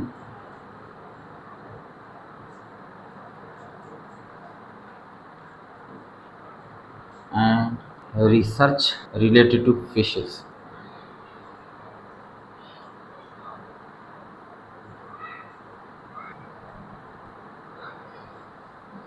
fishery से रिलेटेड रिसर्च है। बेटा आगे है फार्मिंग एंड एग्रीकल्चर। तीसरा है farming and agriculture. Farming and agriculture, तो बेटा फार्मिंग और एग्रीकल्चर में हम लोग क्या करते हैं भाई, नई नई फसलें उगाई जाती हैं, उससे फसलों को बेहतर किया जाता है। ठीक है, और फसलों को बेहतर करने से फिर क्या होता है, चलें बताएं। जब फसलें ज़्यादा होंगी तो ऐसी बात है, फसलों से इंसान को क्या मिलती है, खुराक मिलती है। फार्मिंग का मतलब एनिमल फार्मिंग भी हो सकती है, उससे इंसान को खुराक मिलती है। देखिए ना, एनिमल क्यों फार्मिंग करते हैं, उससे गोश्त मिलता है ना, जानवरों को पालते हैं तो उनसे गोश्त मिलता है। जैसे पोल्ट्री फार्मिंग है, उससे आपको गोश्त भी मिलता है मुर्गियों का, और अंडे भी मिलते हैं। ठीक है, एनिमल फार्मिंग है, उससे आपको बेटा कौन सी चीज़, जानवरों का गोश्त मिलता है, मिल्क भी मिलता है, वूल यानी जो उनके ऊपर होते हैं, बाल वगैरह होते हैं, वो मिलते हैं, उनसे कपड़े वगैरह बनाए जाते हैं। उसके अलावा बेटा लेदर मिलता है जानवरों से। ठीक है, तो ये सारे के सारे कहाँ से आ जाते हैं, फार्मिंग से आ जाते हैं। अब बेटा इसमें ना आगे मुख्तलिफ टाइप्स हैं। ठीक है, एग्रीकल्चर इंजीनियरिंग आ गई, एग्रीकल्चर मैनेजमेंट आ गई, तो ये सारी चीज़ें किसके अंदर आ जाती हैं, फार्मिंग एंड एग्रीकल्चर के साथ।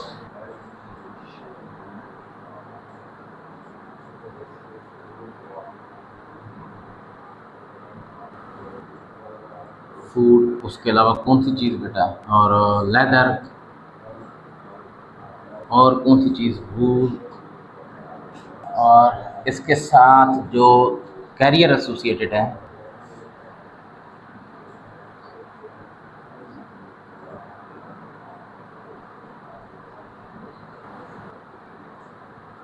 कौन से हैं बेटा? एग्रीकल्चर, इंजीनियरिंग,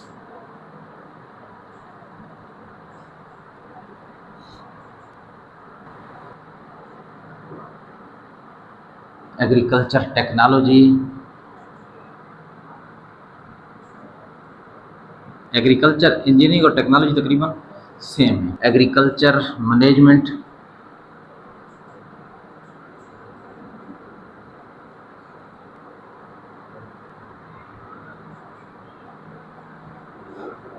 ये सारे शोबे इसके साथ। एग्रीकल्चर इंजीनियरिंग समझते हैं, आजकल तो एग्रीकल्चर डिपेंड टोटली इंजीनियरिंग पर कर रही है बेटा। खेती बाड़ी अब हल्के से चलाए जाते हैं, जानवरों से चलाए जाते हैं ना, नहीं आजकल ट्रैक्टर वगैरह, इंजीनियरिंग टेक्नोलॉजी आ गई है उसमें सारी की सारी। और एग्रीकल्चर मैनेजमेंट बेटा ज़रा देखें ना, पहले लोग ऐसे ही किसान बेचारे इतने ज़्यादा पढ़े लिखे नहीं होते, फसलें काश्त करते थे, ठीक है जी, लेकिन आजकल जो किसान आ गए हैं वो बड़े पढ़े लिखे हैं, एग्रीकल्चर का नॉलेज होता है उनके पास, या अगर किसान नहीं है तो उनको मशवरा देने के लिए ऐसे लोग हैं जिन्होंने एग्रीकल्चर मैनेजमेंट को स्टडी किया होता है। वो उनको बताते हैं कि भाई ये फसल उगाएं, इस सीजन में उगाएं और कहाँ बेचें ताकि आपको फ़ायदा क्या हो सके, अच्छा हासिल हो सके। तो ये क्या कहलाती है? एग्रीकल्चर मैनेजमेंट कहलाती है। जी, यानी ये जो कीड़े मकोड़े होते हैं ना, उनकी स्टडी। आपको पता है कीड़े मकोड़े जो होते हैं वो एग्रीकल्चर को तबाह करके रख देते हैं, तो उन कीड़े मकोड़ों की स्टडी, उनको कैसे कंट्रोल किया जा सकता है या उनसे कैसे फ़ायदा हासिल किया जा सकता है, तो इन सब चीज़ों की स्टडी एग्रीकल्चर एंटोमोलॉजी में आती है। आगे बेटा एनिमल हस्बेंडरी, बेटा जानवरों की पैदावार बढ़ाने के लिए कौन से जानवर जिनसे इंसानों को फ़ायदा पहुंचता है। तो कौन से जानवर हैं जिनसे इंसानों को फ़ायदा पहुंचता है भाई? चूहों से इंसान को फ़ायदा पहुंचता है। आप लोग चूहे पालते हैं घर में? हाँ, नहीं बेटा ज़रा देखें, शीप है, गोट है, उसके अलावा बेटा कौन सी चीज़ें हैं, ये मुर्गियाँ वगैरह हैं, हैंस हैं, पोल्ट्री है, ठीक है, काउस हैं, फैलोस हैं, इनसे इंसानों को क्या पहुंचता है? फ़ायदा पहुंचता है। तो बेटा इनकी केयरिंग, इनकी देखभाल करने के जदीद तरीके, ठीक है, और इनकी ब्रीडिंग, इनकी नस्ल बढ़ाने के जो तरीके हैं, उनकी स्टडी क्या कहलाती है? एनिमल हस्बेंड्री कहलाता है। Caring and breeding of domestic animals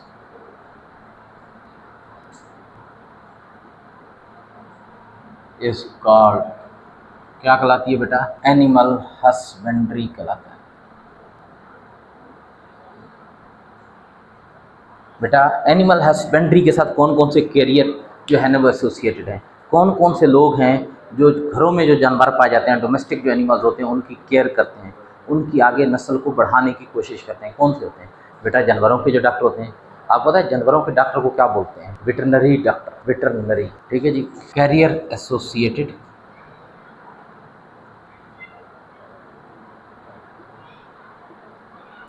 with this,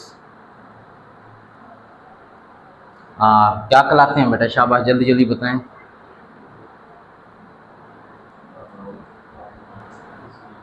veterinary medicine इसके अंदर शामिल है। इधर आई भी आता है। उसके अलावा बेटा और कौन सी चीज़ आ जाता है? और एनिमल ब्रीडिंग आ जाता है। इसके अलावा और कौन सी चीज़ें इसमें ज़रा देखते हैं लिखी हुई हैं? Animal breeding and animal training.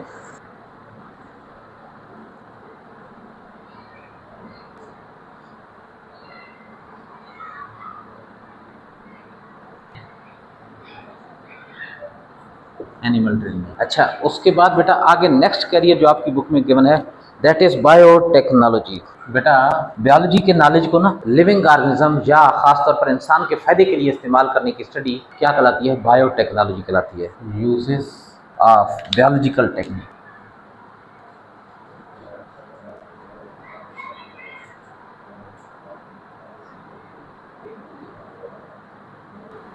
For the benefit of living organisms,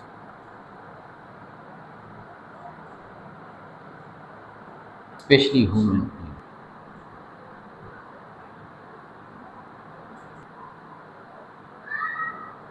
is called, क्या कहलाता है बेटा? बायोटेक्नोलॉजी। यानी लिविंग ऑर्गेनिज्म यानी बायोलॉजी के जो मेथड है ना, जैसे जेनेटिक्स का इल्म हो गया या बाकी जो बायो के स्टडी है, उसको लिविंग ऑर्गेनिज्म के फायदे के लिए इस्तेमाल करना, खास तौर पर इंसान के फायदे के लिए इस्तेमाल करना, क्या कहलाता है? बायोटेक्नोलॉजी कहलाता है। इसमें बायोटेक्नोलॉजी डायरेक्ट आ जाती है, वायरलॉजी आ जाती है, वायरस की स्टडी आ जाती है। बेटा वायरस इंसान को बहुत ज़्यादा नुकसान पहुंचाते हैं, तो उन वायरस पर कैसे काबू पाया जा सकता है, वायरस की वैक्सीन कैसे बनाई जा सकती है, ये भी किस में आ जाते हैं? बायोटेक्नोलॉजी के अंदर आते हैं। उसके अलावा और इसमें कौन सी चीज़ आ जाती है बेटा? चलिए हम देख लेते हैं। कैरियर एसोसिएटेड विद दिस,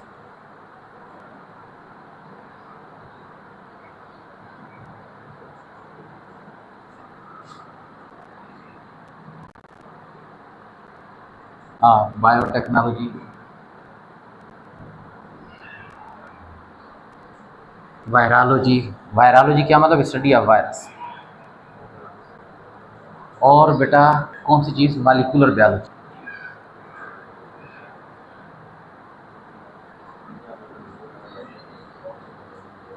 आगे बेटा हार्टिकल्चर, आगे हार्टिकल्चर। हार्टिकल्चर क्या मतलब होता है? आर्ट ऑफ गार्डनिंग, यानी ये बाग वगैरह लगाने के लिए, फूलदार पौधे वगैरह लगाने के लिए, या जो बाग वगैरह होते हैं ना, गार्डन जो होते हैं, उनको किस तरीके से इम्प्रूव किया जा सकता है? Science of gardening, it is the study of the science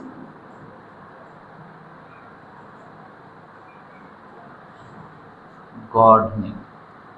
ठीक है, अब इसमें कौन कौन से कैरियर्स इसके साथ जुड़े हुए हैं?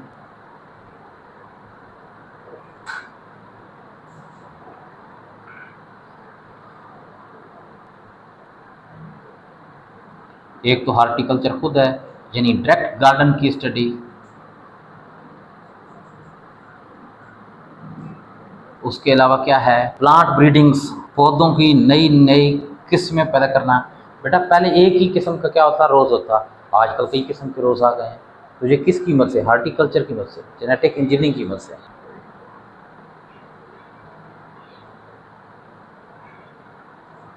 और बेटा लास्ट वन जो है ना, लास्ट वाला जो है वो है फॉरेस्ट्री। फॉरेस्ट्री क्या मतलब है? फॉरेस्ट्री में किस चीज़ को स्टडी करते होंगे कि फॉरेस्ट को कैसे इंक्रीज किया जा सकता है, कैसे इंप्रूव किया जा सकता है। जंगलात को, जंगलात से इंसान को फायदा पहुंचा ना, लकड़ी मिलती है। उसके अलावा ये एनवायरनमेंट को बड़ा अच्छा बेहतर कर रहे हैं। ठीक है, तो मैं यहाँ पर लिख देता हूँ लास्ट वाला फॉरेस्ट। तो इसमें हम लोग कौन सी चीज़, फॉरेस्ट में कौन सी चीज़ होती है? प्लांट्स होते हैं। ठीक है जी, caring and breeding plants for forest, breeding plants of plants, plants की नई नई किस्में पैदा करना, प्लांट्स एंड प्लांटिंग और पौधे लगाना फॉर, किसके लिए? फॉर फॉरेस्ट इज कॉल्ड, क्या कहलाती है? फॉरेस्ट्री कहलाती है। ये जरा देखें, carriers associated with this, associated यानी इसके साथ जो आगे कैरियर एसोसिएटेड है, जो मुंसलिक है, वो कौन सी चीज़ है? फॉरेस्ट, एनवायरमेंटल इंजीनियरिंग हो गया,